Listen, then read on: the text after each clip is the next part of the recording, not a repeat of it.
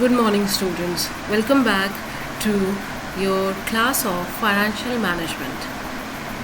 Financial management is a very important part of your syllabus because it contains a lot of numericals also, and if you are able to do those numericals properly and correctly, you are going to get all the full marks, which is always a reason to be happy while scoring in the exams. So till date we have studied the unit 1 of financial management, in which we discussed about time value of money. Time value of money is the very important topic. I have emphasized more than enough that time value of money is very important. Then in unit 2 we were studying about capital budgeting. Capital budgeting में हम ये पढ़ रहे थे कि एक organisation कैसे अपने इन्वेस्टमेंट डिसीजंस लेती है, किस तरीके से ये डिसाइड करती है कि किसी प्रोजेक्ट में हमें इन्वेस्ट करना है या नहीं करना है, एंड इट ऑल्सो डिसाइड्स कि किस बेसिस पे हमें डिफरेंट प्रोजेक्ट्स की रैंकिंग करनी है. तो इसमें अभी तक हमने काफ़ी सारे मेथड्स पढ़ लिए हैं. हमने दो तरह के क्राइटेरियाज पढ़े थे, discounted cash flow criterias and non discounting cash flow criterias. So this is the last lecture of your unit 2. So before ending this lecture, it's important that we revise our this unit also. So we can say here the subject is financial management. My name is Ritu Singh and I'm taking your financial management subject lectures. We are discussing the unit 2 capital budgeting. So when it started, nature of investment decisions क्या है? They are done for expansion, acquisition, modernization and replacement of long-term assets. उसके अलावा research and development, sales, distribution, advertise campaign भी आपके investment decision का part माने जाते हैं, क्योंकि ये आपके huge amount of long term benefits को यूज़ करते हैं and they are considered very important for your firm. Investment decision के फीचर्स क्या हैं? करंट फंड्स को हम फ्यूचर बेनिफिट्स के लिए यूज़ करते हैं, लॉन्ग टर्म एसेट्स में हम इसे अप्लाई करते हैं एंड फ्यूचर बेनिफिट्स जो आपके हैं over the series of years occur होते हैं. इन्वेस्टमेंट डिसीजंस इंपॉर्टेंट हमारी फर्म के लिए, क्योंकि ये डिसाइड करते हैं कि कंपनी का ग्रोथ फैक्टर क्या रहेगा, रिस्क कितना हम अकर कर रहे हैं, कितना ले रहे हैं अपने इन्वेस्टमेंट के साथ, हमें कितनी फंडिंग की ज़रूरत है. और since these capital budgeting decisions are irreversible, so we have to make sure that they are made correct, and these decisions are, that is why, complex also. Then types of investment decision हमने देखा कि existing business का हमें अगर expansion करना है, हमें अगर न्यू बिज़नेस का एक्सपेंशन करना है, हमें अपनी मशीनरी को मॉडर्नाइज़ करना है या उसको रिप्लेसमेंट करना है, ये आपका इन्वेस्टमेंट डिसीजन का पार्ट है. उसके अलावा mutually exclusive, independent investment and contingent investments भी आपके टाइप ऑफ डिसीजंस होते हैं. इन्वेस्टमेंट इवैल्यूएशन क्राइटेरिया किस बेसिस पे डिसाइड होता है? पहली बात तो है कि फ्यूचर कैश फ्लो का एस्टिमेशन किया जाता है, हमारा रिक्वायर्ड रेट ऑफ रिटर्न क्या है, अपॉर्चुनिटी कॉस्ट ऑफ कैपिटल क्या है, ये डिसाइड होता है, और हम कौन सा डिसीजन रूल लगाने वाले हैं अपने प्रोजेक्ट की चॉइस के लिए.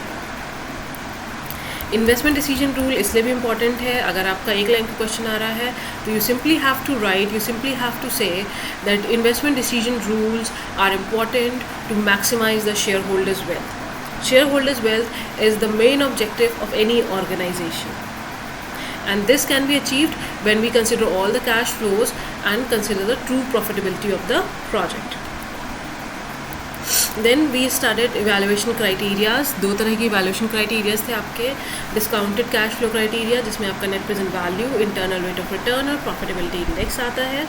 इसके लिए मैं पहले भी एम्फोसाइज़ कर चुकी हूँ कि अगर आपने यूनिट 1 में टाइम वैल्यू ऑफ मनी को अच्छे से पढ़ा है, उसको अच्छे से प्रैक्टिस किया है, तो आपसे डिस्काउंटेड कैश फ्लो क्राइटेरिया के क्वेश्चंस भी ईजिली हो जाएंगे. Okay. Then so we have net present value, internal rate of return and profitability index. They all are dependent on the same formula of time value of money, same basic formula of time value of money. Then आपके आते हैं non discounted cash flow criterias.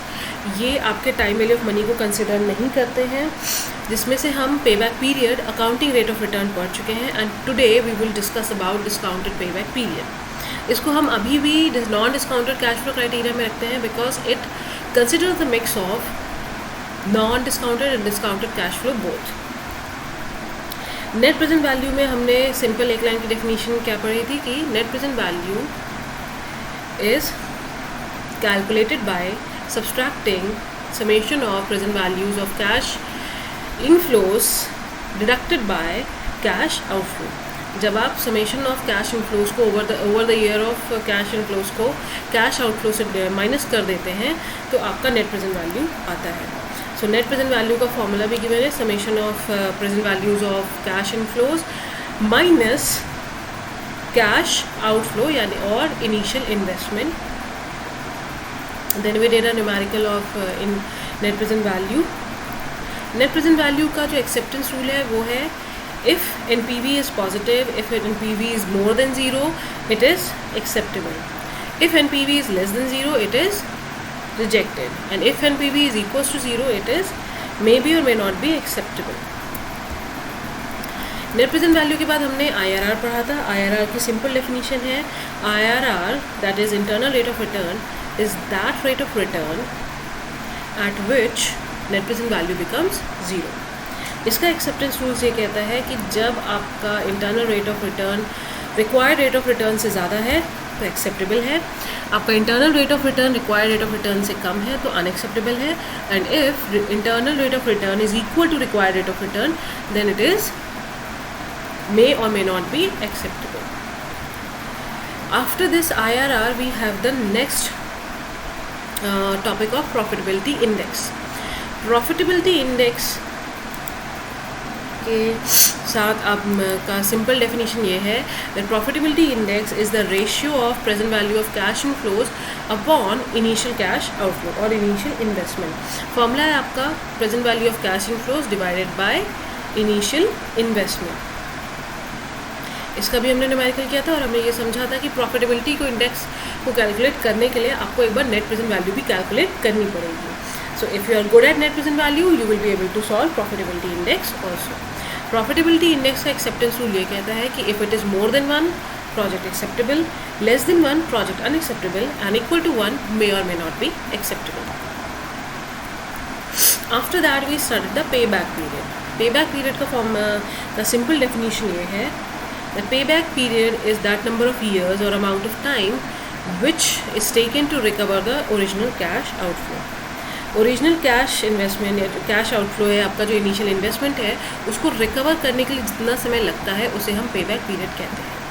Payback period के साथ कोई special आपका acceptance rule नहीं है, but simply ये है कि कंपनी द्वारा मैनेजमेंट द्वारा जो भी स्टैंडर्ड पेबैक पीरियड डिसाइड किया गया है, अगर आपका आंसर उससे कम आ रहा है तो इट इज़ एक्सेप्टेबल, उससे ज़्यादा आ रहा है तो it is unacceptable. After payback period we started accounting rate of return. Accounting rate of return the simple definition ये है that it is the ratio of after tax profit divided by average investment. इस पे हमने elaborate numerical भी किया था last class में which had around 8 to 9 steps, जहाँ पे हमने एवरेज इन्वेस्टमेंट भी कैलकुलेट किया था जो कि आपका initial investment plus 0 divided by 2 है.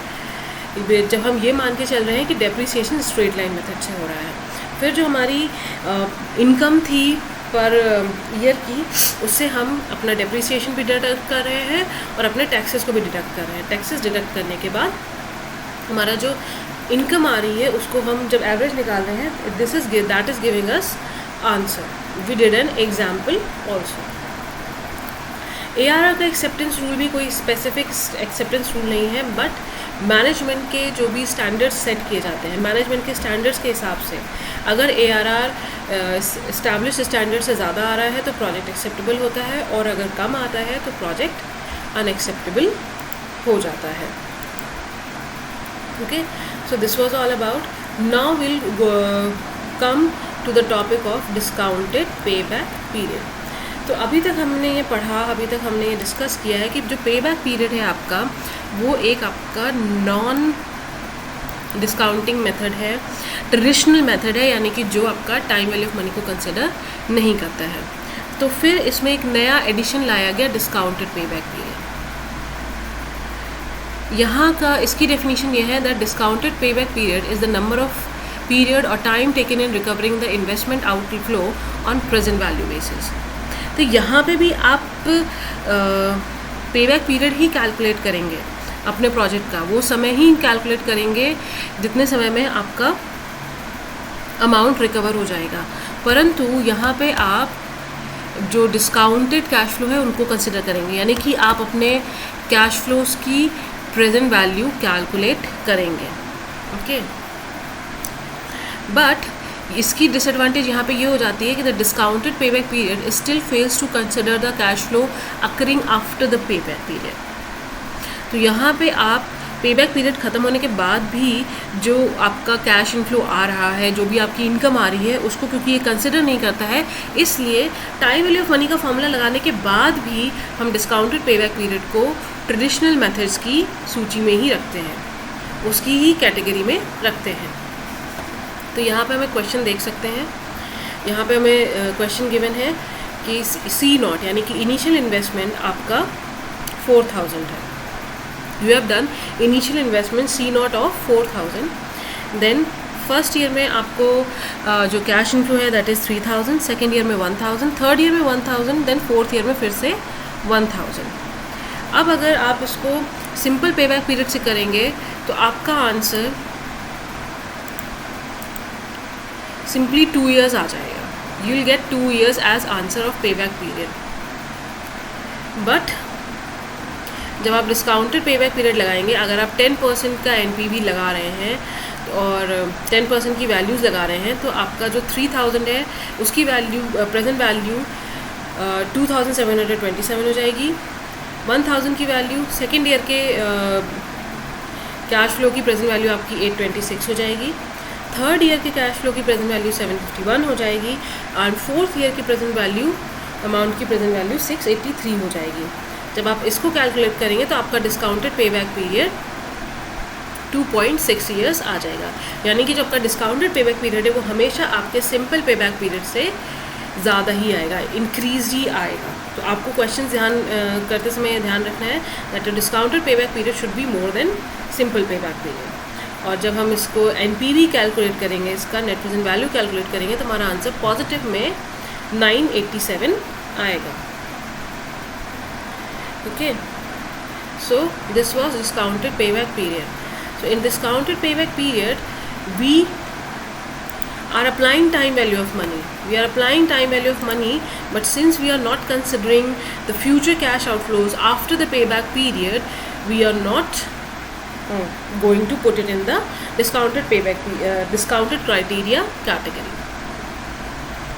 इसके बाद आपका जो नेक्स्ट पॉइंट आता है conventional and non conventional cash flows. Conventional and non conventional cash flows. Conventional cash flows क्या होते हैं, जहाँ पे आपका एक जो प्रॉपर ऑर्डर में आपका कैश फ्लो चलता रहता है। ओके, यानी कि you can see here a conventional investment has a cash flow pattern of initial cash outflow followed by cash inflows. Conventional projects have only one change in the sign of cash flow, that is initial outflow is followed by the cash inflows. तो conventional और non conventional cash flow की बात करें तो सबसे पहले हम conventional पे आते हैं। कन्वेंशनल कैश फ्लो ये कह रहा है कि जो आपका नॉर्मल कैश फ्लो है उसमें जो आपका पैटर्न है वो फॉलो करता है सबसे पहले इनिशियल इन्वेस्टमेंट को और उसके बाद आपके आते हैं कैश इनफ्लोज। कन्वेंशनल प्रोजेक्ट्स में कैश आउटफ्लो और इनफ्लो के बीच में कोई चेंज नहीं आता है, यानी कि आप सबसे पहले इन्वेस्टमेंट करेंगे और उसके बाद आपको इनकम मिलती रहेगी। यानी कि you can see here that first is minus sign, सबसे पहला माइनस साइन है, उसके बाद it is followed by after that it is followed by all positive signs. Okay, so in this case you can see that minus sign is followed by positive signs, यानी कि आपको cash outflow यानी कि initial investment सिर्फ एक बार करना पड़ा। You only had to do it one time and after that आपकी सिर्फ इनकम ही होती रही, इसलिए आपके पास पॉजिटिव में कैश आ रहा है।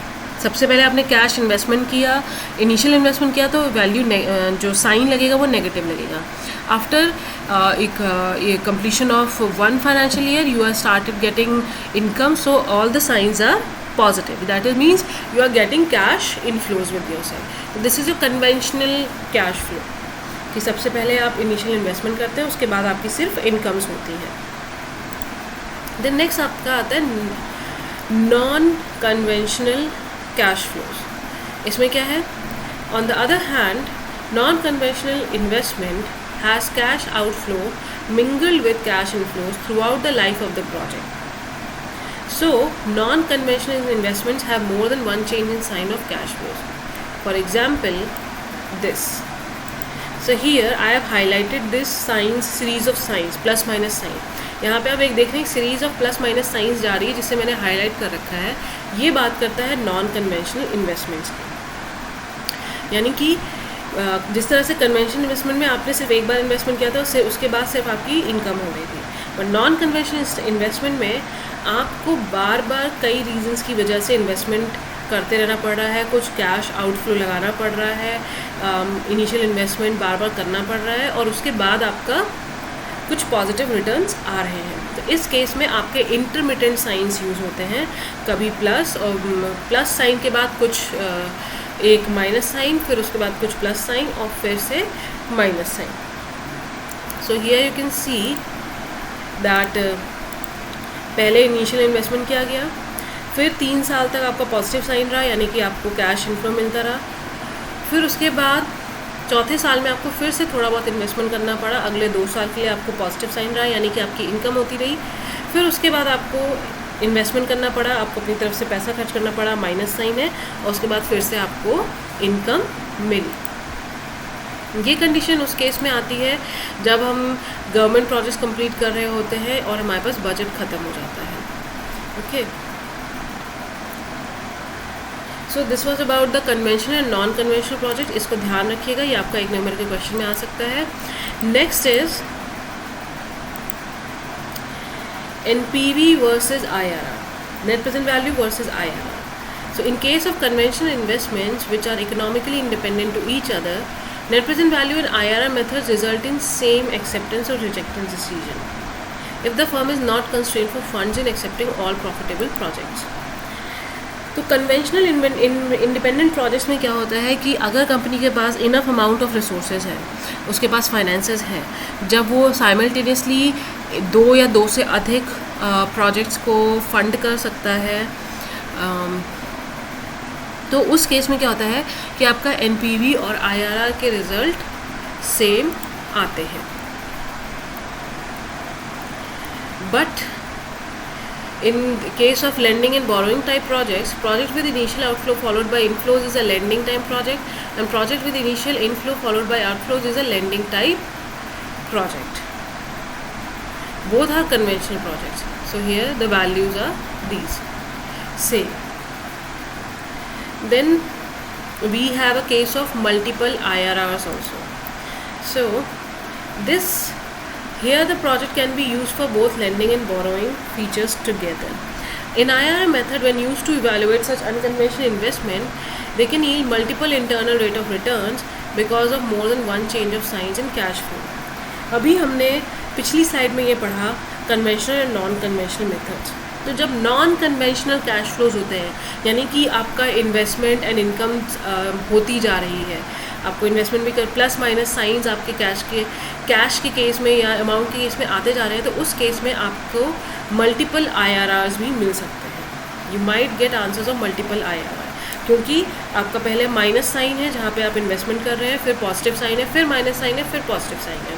तो in that case you might get different IRRs, different values of IRR. Now coming to the case of mutually exclusive projects.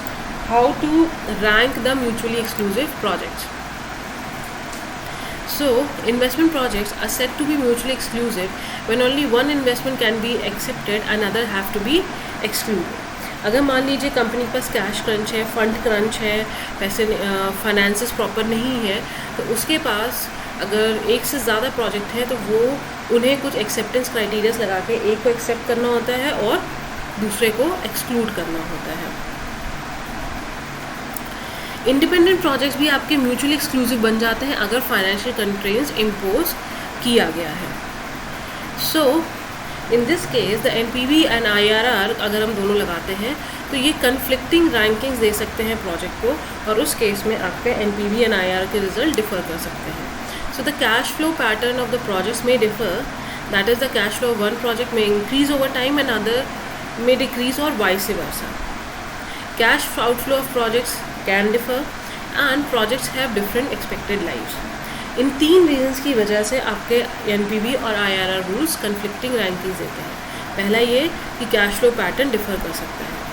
हो सकता है एक प्रोजेक्ट में आपका कैश फ्लो इंक्रीज करता जा रहा है, दूसरे प्रोजेक्ट में कैश फ्लो डिक्रीज करता जा रहा है. उसके अलावा कैश आउटफ्लो की जो वैल्यू है वो भी 2 प्रोजेक्ट्स के अलग अलग हो सकती है, और दोनों ही प्रोजेक्ट्स में डिफरेंट एक्सपेक्टेड लाइफ है.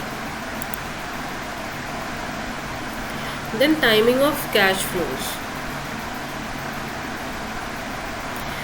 जो अब आपका NPV और IRR का जो केस लगाया जाता है, टाइमिंग ऑन कैश फ्लोज पे भी लगाया जाता है. और जब हम अपने क्वेश्चंस करते हैं, when we are doing questions, what we consider more here is that कि जो कैश फ्लो की टाइमिंग्स है वो at the end of the financial year है, जब हमें अपने एक्सपेंसेस एंड टैक्सेस सारे पे करने हैं.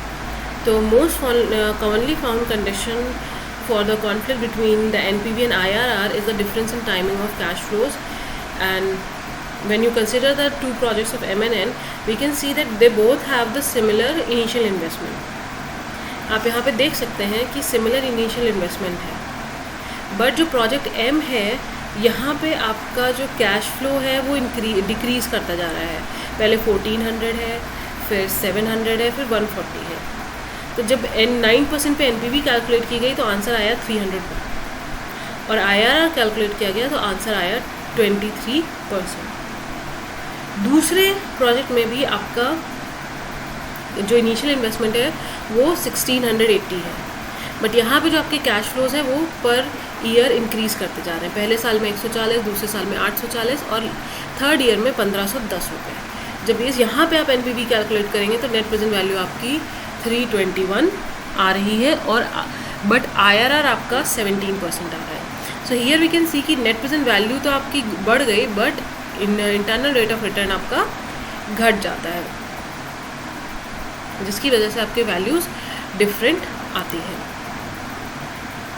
So this was about timing of cash flows which creates a difference between net present value and IRR results.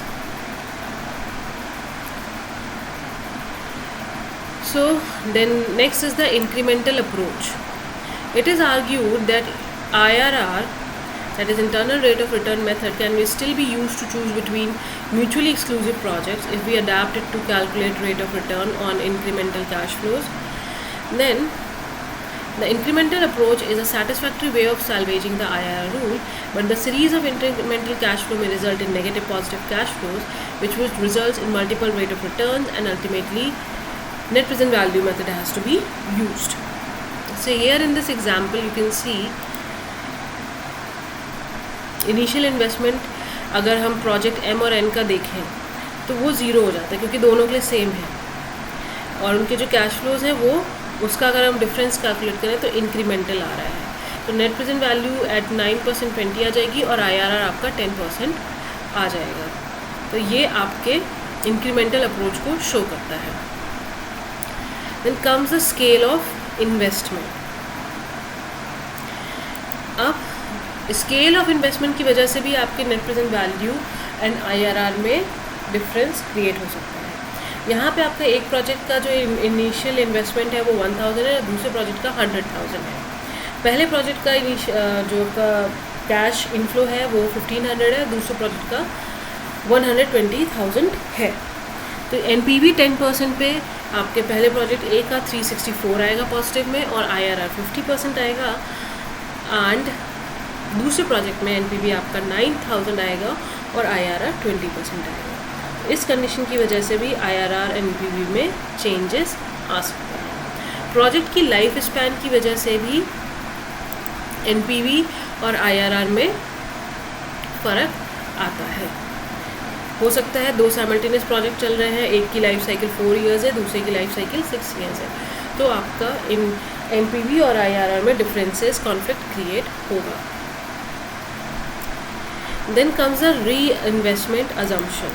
Reinvestment assumption says that IRR method is assumed to imply the cash flow generated by the project can be reinvested at its internal rate of return, whereas NPV method is thought to assume cash flows are reinvested at opportunity cost of capital. तो internal rate of return ये assume करता है कि जो आपका cash flow है, whatever cash flow you are going to use, it will be invested at the internal rate of return. जो भी आपके इंटरनल रेट ऑफ रिटर्न की वैल्यू आई है आप उस पर इन्वेस्ट करेंगे, वो आपके रिक्वायर्ड रेट ऑफ रिटर्न से ज़्यादा हो सकती है. बट नेट प्रेजेंट वैल्यू के केस में जो कैश फ्लो आ रहे हैं उनको री invest opportunity cost of capital यानी कि रिक्वायर्ड रेट ऑफ रिटर्न पे ही किया जाता है. Then comes the modified internal rate of return. It is a very less important topic, so पर आपको इसकी definition पता होनी चाहिए. That modified rate of return, modified internal rate of return is the compound average annual rate that is calculated with reinvestment rate different than project's IRR. तो IRR से होने वाला जो इन्वेस्टमेंट, जो रेट ऑफ रिटर्न हमें मिला है, उससे होने IRR के मेथड में जो हमें कैश इनफ्लो आ रहे हैं उसको जब हम री इन्वेस्टमेंट करते हैं अपने IRR से डिफरेंट रेट पे, तो हम उसे modified internal rate of return कहते हैं. Then opportunity cost of capital भी बदलती रहती है. Varying opportunity of cost of capital भी आपके नेट प्रेजेंट वैल्यू और IRR के आंसर को, उसको जो उसके रिजल्ट्स को कॉन्फ्लिक्ट क्रिएट करती है. Opportunity of cost of capital आपकी डिपेंड करती है मार्केट फैक्टर्स पे, मार्केट प्राइसेस पे. तो वो अगर चेंज हो रही है तो आपके net present value and IRR के आंसर्स भी डिफ़र करने लगेंगे. Then coming to the net present value versus profitability index. Problem आपकी तब आती है जब आपको दो एक्सक्लूसिव प्रोजेक्ट्स के बीच में चॉइस करनी होती है. उस केस में आपको नेट प्रेजेंट वैल्यू के मेथड को फॉलो करना होता है. हम यहाँ पे देख सकते हैं कि जो आप हमें एग्जाम्पल दिया हुआ है, दो प्रोजेक्ट दिए हुए हैं. पहला प्रोजेक्ट आपका प्रोजेक्ट सी, दूसरा project D. Present value of cash inflow project C के लिए 100,000 है और प्रोजेक्ट डी के लिए 50,000 है. प्रोजेक्ट सी का इनिशियल कैश आउटफ्लो 50,000 है, प्रोजेक्ट डी का 20,000 है. Net present value project C की 50,000 आ रही है, प्रोजेक्ट डी की 30,000 आ रही है. बट जब प्रॉफिटेबिलिटी इंडेक्स कैलकुलेट किया जा रहा है तो प्रोजेक्ट सी का इंडेक्स सिर्फ 2 आ रहा है और डी का 2.5 आ रहा है. इस केस में यहाँ पे हमने ऊपर लाइन में लिखा हुआ है कि ऐसे केस में हमें NPV को फॉलो करना होता है. हमें NPV के केस में हमें साफ साफ दिख रहा है कि प्रोजेक्ट सी में हमारा NPV 50,000 रुपीज़ है और प्रोजेक्ट डी में 30,000 रुपीज़ है. अब क्योंकि प्रोजेक्ट सी की वैल्यू, नेट प्रेजेंट वैल्यू हायर है, तो हम इसी को कंसिडर करेंगे. So student, this was all about your capital budgeting chapter. इस चैप्टर को, इस यूनिट को क्रिएट करने के लिए, इसके नोट्स क्रिएट करने के लिए I have used these following references. You can see here the first 3 are the books and the next all the rest of them are the websites from where I have prepared this lecture. आप इन books को consider कर सकते हैं, इन books को refer कर सकते हैं फर्दर नॉलेज के लिए, और इन वेबसाइट्स पे भी जा सकते हैं. और if you have any further questions you can ask me also. So this was all about capital budgeting. Thank you so much students for listening me very patiently. So I hope you understand all the topics and you are happy with the content here. तो हमने इस capital budgeting में हमने investment decisions क्या होते हैं, क्यों होते हैं, किस लिए होते हैं, ये सब पढ़ लिया. टाइप्स ऑफ इन्वेस्टमेंट डिसीजन पढ़े, discounted, non discounted cash flows, net present value, internal rate of return, profitability index, payback period, discounted payback period and accounting rate of return. ये सभी हमने पढ़ लिया. इनके सारे डेफिनीशंस हमने ध्यान से देखी, इनके एक्सेप्टेंस रूल, फॉर्मूलेज भी हमने अच्छे से पढ़ लिए हैं.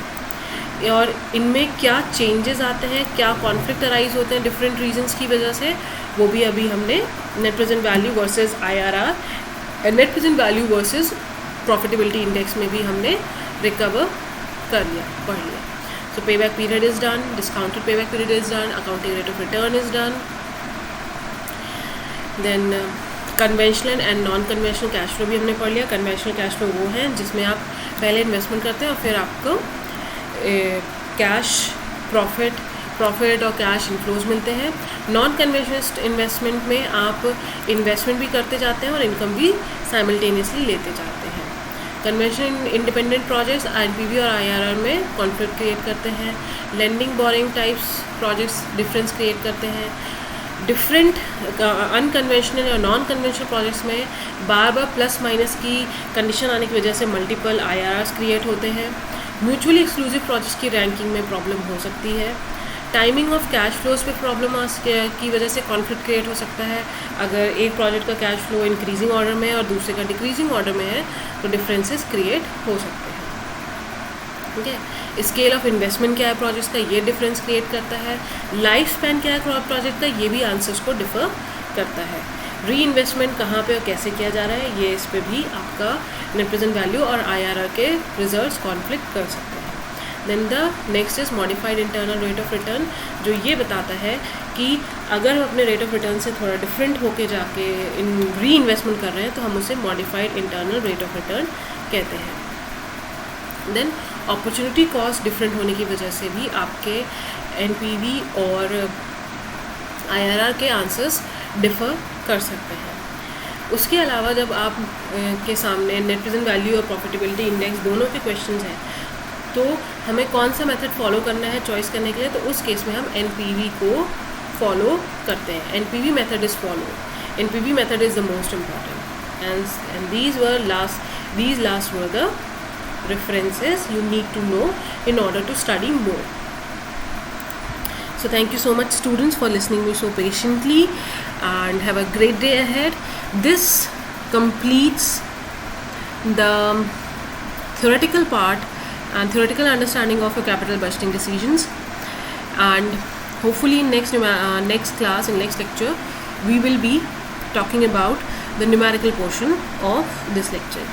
अगले लेक्चर में मैं आपके सामने एक न्यूमेरिकल लेके आऊँगी जिसको आप स्क्रीन पे देखेंगे, उसकी सारी कैलकुलेशंस को देखेंगे और वो कैलकुलेशंस वो न्यूमेरिकल मैं इस तरीके से करूँगी कि आप जब एग्ज़ाम में उस तरीके से सवाल करेंगे तो आपको पूरे नंबर मिलेंगे और आपके कैलकुलेशन के किसी भी स्टेप में गलत होने के चांसेस बहुत कम हो जाएंगे। So thank you so much students for listening very patiently. Meet you in the next lecture. Thank you so much and have a nice day ahead.